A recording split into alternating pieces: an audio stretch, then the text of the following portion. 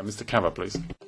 Thank you, Chairman. If you were to type the words enlargement package into a computer search engine, heaven only knows what sort of websites would come to the top of the page. Either way, this issue really does stick in my throat.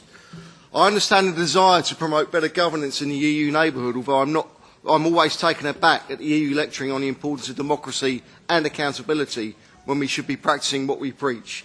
On enlargement, we're back on the old track of empire and power grabbing, or to put it bluntly, covert neo-colonialism. That's what it is. Wouldn't it be a good idea if you got your own house in order before we try to add more territory to the EU? In relation to the Eastern Partnership, I continue to question whether sufficient notice.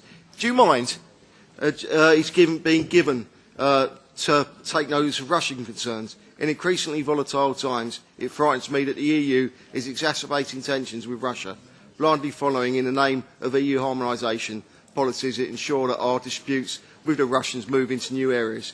There is no doubt that EU enlargement has intensified EU-Russia relations.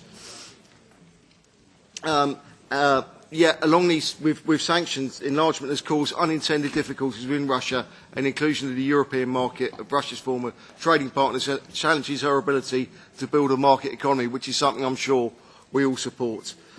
You always hold the EU up as an instrument for ensuring a peaceful Europe, yet it seems to me that many of the policies being put forward remain nothing less than an ill-thought-out provocation.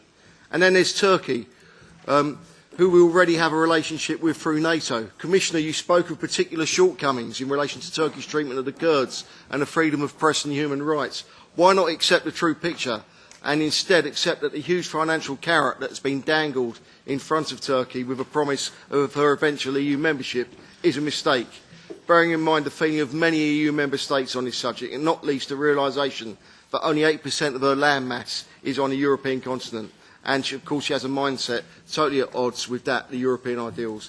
Quite frankly, the concept of the European Union extending to the borders of Iraq and Syria frightens the life out of me. Thank you.